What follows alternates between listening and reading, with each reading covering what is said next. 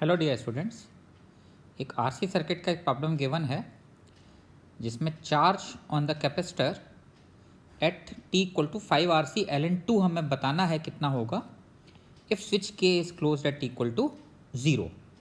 और ये गिवन है कि इनिशियली कैपेसिटर जो है वो अनचार्ज है। सी इंटू ई की वैल्यू भी हमें दी हुई है 240 सी, 240 कॉलम दी हुई है।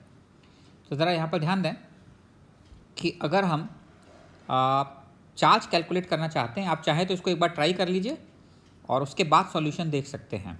ओके, तो ट्राई करने के बाद आप सॉल्यूशन देखिए। सॉल्यूशन हम यहाँ पर डिस्कस करते हैं।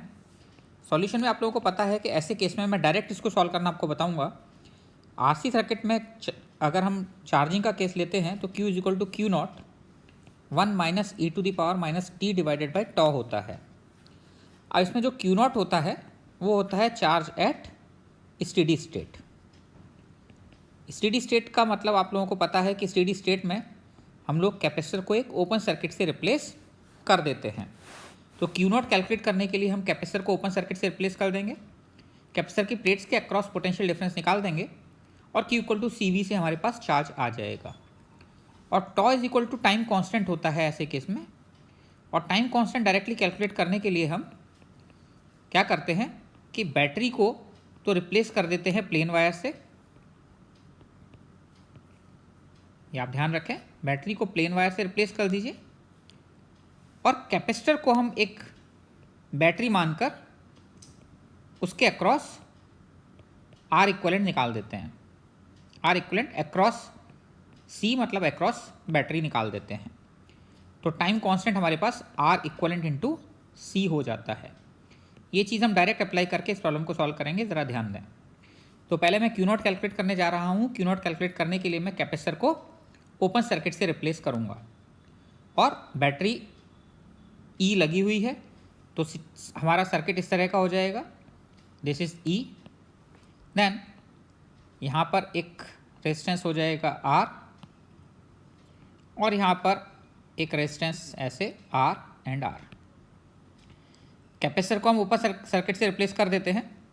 जब हम कैपेसिटर को ओपन सर्किट से रिप्लेस करेंगे इसका मतलब ये हुआ कि कैपेसिटर के साथ जो भी सीरीज में रेजिस्टेंस लगा हुआ है उसमें कोई करंट फ्लो नहीं हो रहा होगा और इसके अक्रॉस कोई पोटेंशियल ड्रॉप नहीं होगा।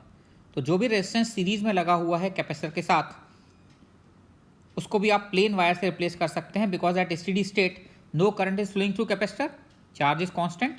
और कोई करंट अगर कैपेसिटर से फ्लो नहीं हो रहा है तो वो सीरीज में रेजिस्टेंस से भी फ्लो नहीं होगा और वैसे केस में रेजिस्टेंस के अक्रॉस पोटेंशियल ड्रॉप कुछ भी नहीं होगा। तो ऐसे केस में हमें V A minus V B अगर पता लग जाए तो क्यू नॉट को हम लिख सकते हैं C into V A minus V B. तो ये बेसिकली करंट इलेक्ट्रिसिटी की प्रॉब्लम है, सिंपल। अगर आप इस केस में देखेंगे तो करंट इस तरीके से फ्लो होगा, ऐसे जाएगा, इधर से आएगा, यहाँ आएगा और फिर ऐसे वापस आ जाएगा। तो अगर आप आई कैलकुलेट करेंगे यहाँ पर तो this will be equal to E divided by 3R resistance हो जाएगा पूरा का पूरा सीरीज में। और V A minus V B अगर आप निकालना चाहेंगे तो बेसिकली इन दो पॉइंट्स के अक्रॉस पोटेंशियल ड्रॉप आपको देखना है, V A minus V B.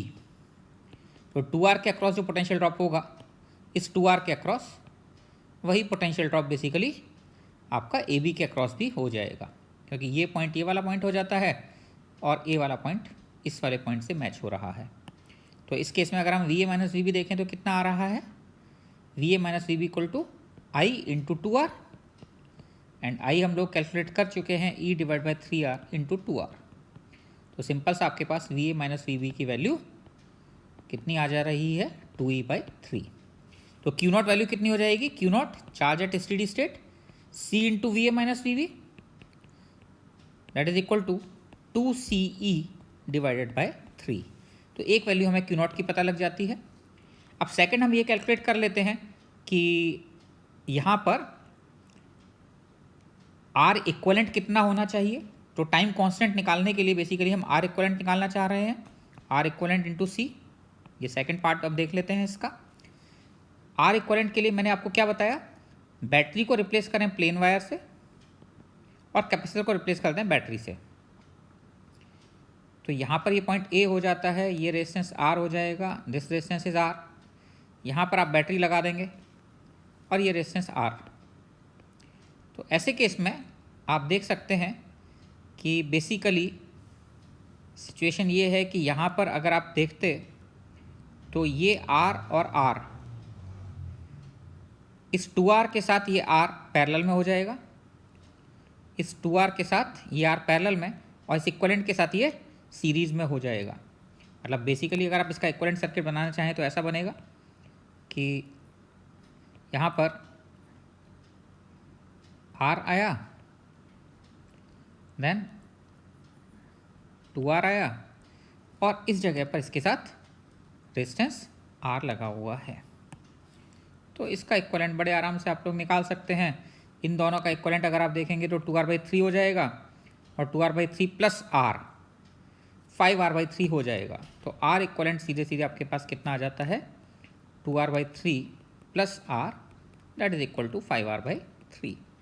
R equivalent आ गया तो टाइम कांस्टेंट कितना आ जाएगा, R इक्विवेलेंट इंटू C, और R इक्विवेलेंट आप निकाल चुके हैं कितना, 5R/3, तो 5RC/3 ये आपके पास टाइम कांस्टेंट आ जाता है। This is equation 2।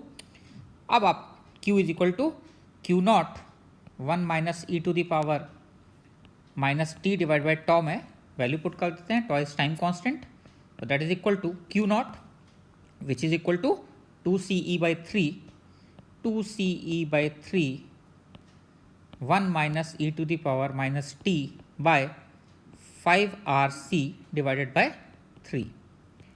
टाइम की वैल्यू भी इसमें पुट कर देते हैं, this is equal to 2CE divided by 3 1 minus e to the power minus, time की वैल्यू यहाँ पर गिवन है, आप देख सकते हैं, दिस इज 5RC/ln2। तो 5RC/ln2 पर हमें कैलकुलेट करना है, 5RC/ln2 into 3 divided by 5RC।